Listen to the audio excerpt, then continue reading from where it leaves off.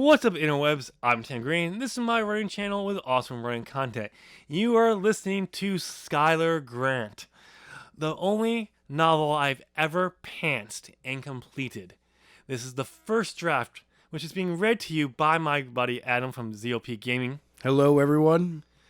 And he's doing it in one take as a first-time narrator. They don't call me One Take Daily for nothing. Nobody calls me that. You want to be called that? No, not really. Okay. I'm not a fan of it. You just want to use it as a... It's a title that I've earned, not deserved. Oh, okay. Yeah, because you're lazy. Anyway. But, so, what happens here is Adam will read a chapter. We're on chapter 15 today. And then afterwards, we discuss the chapter and previous chapters and how the story is building. Anything that Adam found in the chapter he wants to nitpick on and shine a bright spotlight. It's usually some great thing. Or something I try to remember what I was thinking when I was writing this chapter. And from there. With that said, before we get to the reading, we'll go into... Let me just go in. If you go on to like this video, why don't you smash that like button as a prayer to the holy algorithm. And subscribe, because like I said before, awesome writing content on this channel. With that said, Adam, if you're ready, start with reading chapter 15. Skyler Grant. Written by Tim Green. Narrated by Adam Daley. Chapter 15. 3 hours later. Jenna and John sat in the truck, driving down the road. Jenna was still angry over the argument about her training. She did not want to take a drive and be with her dad for the next 6 hours, but she also did not want to be at the dojo where she could not train or see Skyler, who went against her. She was sure he would have been on her side, help to fight against whoever these people were kidnapping kids. The two sat in the truck. Jenna stared out the passenger side window. It was getting dark fast. The sun had set almost an hour ago. Jenna was starting to see stars in the sky. The darker it go, the more she started to see. After rounding a bend, she saw the half-crescent moon just above the horizon. The sky was completely dark. They were on a back road. No one around when the truck pulled off to the side. Jenna had entered into a trance, looking at all the reflectors as the lights of the truck hit them.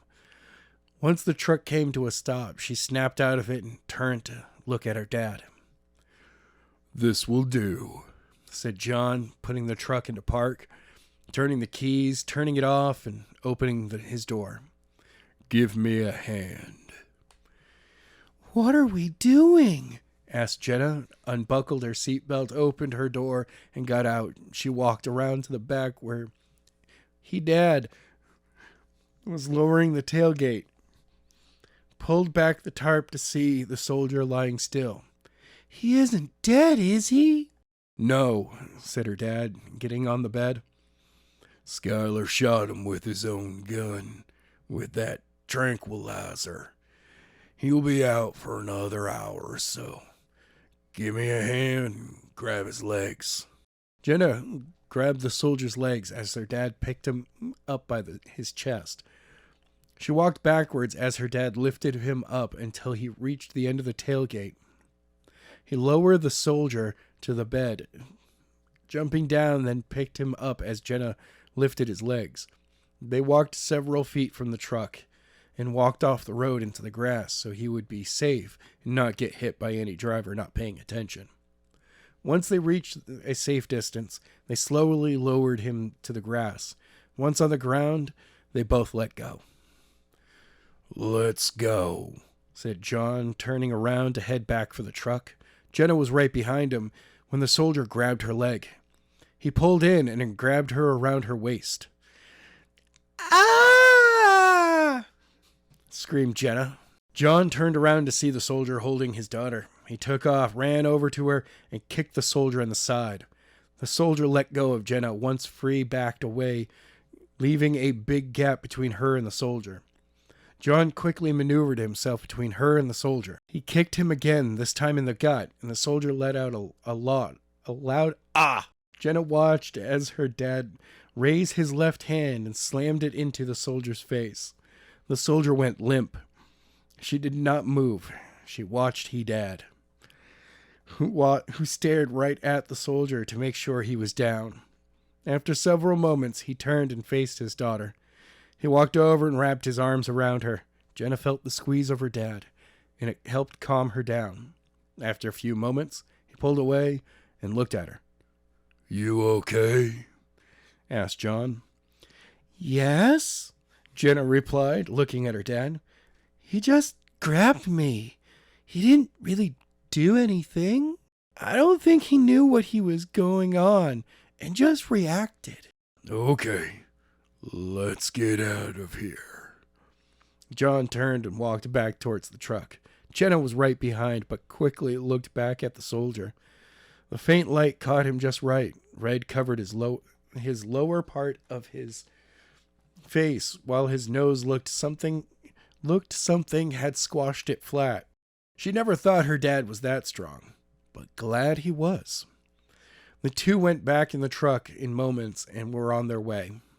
John continued to drive the way they were going when they stopped. Several minutes went by when the GPS had them back on track, headed towards the dojo. Jenna sat in her seat, wondering what was going to happen next. She was going to be forced to stay in hiding until Skyler was able to track down whoever was after her, and that was if he could even do that. After all, he was only a teenager and 2 years younger than her. She just wished there was something she could do, but her dad wouldn't let her. Before long, an hour had passed, and they had just left a gas station when John finally spoke. "Are you sure you want to train?" he asked, looking at Jenna. "What?" she asked, shocked what she had just heard. "Are you sure you want to train?" "Yes." "You understand what Skyler said. Once you unlock your abilities, you'll never go back. Your life will be different from then out. I know what you're like when you feel different from everyone around you, and especially if left out." "I understand all of that, and maybe with my abilities, I can help Skyler take down these bad people and be able to go back to my life. Sure, it will be different, but only if I know what I can do. Will you please let me train?" John did not answer. Several minutes went by. A doubt started to enter into Jenna's mind. For a brief moment, she thought her dad was going to let her. Now, mad once again, she turned to look out her window. "Yes, you can train." "Thank you," said Jenna, turning and giving her dad a hug. After she pulled back, she looked out her window for a few minutes before turning back to look at him. Something was different. Why, all of a sudden, did he change his mind? Finally, this question was too much for her, and she had to know. "What changed your mind?" "When that soldier grabbed you, all I could think about afterwards was, what if I was further away and he decided to hurt you? Or if something happened and I was not with you and you needed help. With your abilities, you would be able to protect yourself. I would rather have you be able to protect yourself than maintain your life as long as it was what you want. However, you're going to have to go to school. I am not allowing you to miss out on that." "That's fine. I can't wait to start." All right. And that's the end of the chapter. Wow. I noticed far more spelling mistakes in that one. Oh, really? Yeah. He did. He did. Also, one thing I noticed on that one is my perpetuation of having to write out every step. Oh, every single thing that happens. Yeah. It's absolutely wonderful when occasionally they do something that should have happened before the other thing. Yeah. Well, what was it like? Grabbing his shoulders, dragging him over. It could have been just they picked him up, brought him to the grassy area, and laid him down. Yep. All I needed to say. Yep. But I wanted a step by step of everything. And part of this I know at the time was remember reading books and feeling that. Yes. But the more I came to realize over the years, it doesn't actually happen. It's not actually a step by step. Very few novels actually do that. It happens here and there. Yes. A few times here and there in big scenes, but not throughout the entire story. But your brain filters it as it did. Right. So I became super obsessed on all my early writings of doing direct detail. Know what directions, like on a map if you had turned left and said, yeah, I can't believe I'm doing this. What foot? And I was like, yeah, it was a thing that became an issue in my early writing. Yep. And probably still is in my first drafts. If I'm not very sure of something, I'll probably rely on that more. But easy in second drafts, would fix that. These over complications. If it's not needed, then just get rid of it. I can't wait for more of it. I know there's going to be so much more of this, especially in a fight scene. It's going to be great. He sweeps the leg, catches his hand, looks deep into his eyes. No, wait until Jenna's powers emerge, because if you couldn't figure out where things were in the oh god the interrogation room, I don't think you'd be able to tell where things are in where they are in the dojo. Oh god. Because of based on her power. I'm not gonna say what power it is, but yeah, it's gonna add. Based upon your writing, it could be any power. Yes. She has the ability to heal people. But how did she end up by the exit? I thought she was just over. She was on the other side of the room. Yeah. But yeah, anything you want to pull out on this? No, it was actually a relatively touching scene between a father and a daughter. Yep. The most gravelly voiced man who has ever existed, and the dumbest girl on the planet. Not the dumbest. She sounds like it. Just the clueless. Oh my god, she is so clueless. Well, that's because of the way you've been reading her. Yep. That's the only reason why she sounds that way. But yeah, anything else you wanted to? Oh, I can't wait for her to give her first order to somebody. Stop right there. Wow. Well, yeah. I'm here to avenge people. You still don't know what you're doing. This chapter was definitely one of those chapters to help get Jenna to training. Yes. But was way too long in doing it. This is a scene. I know. It is not even a chapter. It's not a chapter. It's a scene. Which basically when you look at it, almost all my chapters are scenes. Yeah. They could be put together to do that. But yeah, this one could have been cut down a lot.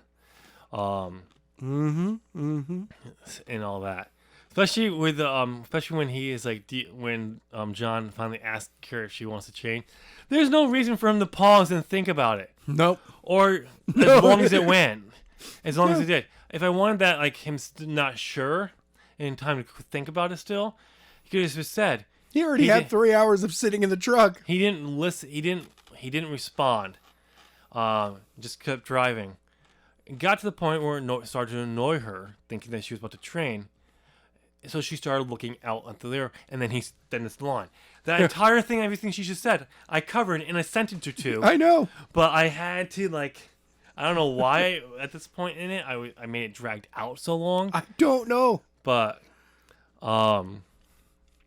yeah, that could have been easily melted down and everything. So, but, yeah, who knows? But it's definitely a touching scene, but... You know what I'm disappointed in, though? What? There's no Skyler in this. No, yeah. Not in this chapter. I need more Skyler. This is one of the few chapters that we've had where Skyler's not in it. Even the ones when Jenna first appears, he's in it because he pops up later on in the chapter. Yep. But this is the first chapter he's not actually in. I know. It's like, how is it supposed to be? It's supposed to be about Skyler, not Jenna. Not Jenna. Skyler. This is crap. So it just needs to be cut. Exactly. Okay. Completely cut from the book. She's a useless character. Keep John, though. Give him the powers. No, she becomes useful later on. How useful?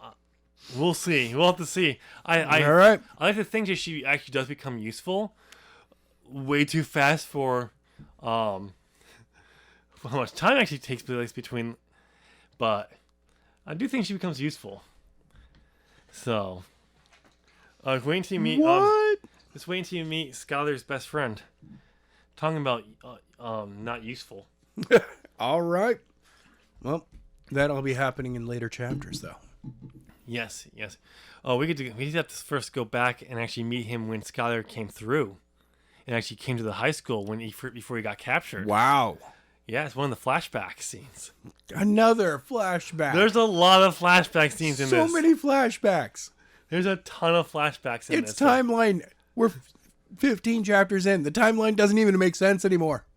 Yes, There's been time travel. That's the only way to explain some of it. No, there hasn't.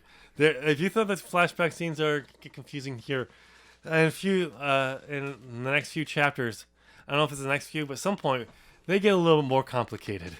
Awesome. If I recall, we'll see. Anything else you want to add to it? No, that's everything. All right, there you go. That is chapter 15 of Skyler Grant. Let us know down in the comment section what you thought of this chapter. If you've been listening along with the story all the way through, what are you thinking of the story so far? How would you go about changing this scene if you were to write it? Or suggestions I should make or add or take away from this scene? Tell us in the comment section there. But if you've gone you've made it to the end of this, why not smash the like button? You can click the like in this as a prayer to the holy algorithm to get more eyeballs on this content. And subscribe because of awesome Grant content. Speaking of that awesome content, 2 videos are on the screen right now. Pick one and I'll see you there. Thank you so much for listening. Bye. Yeah.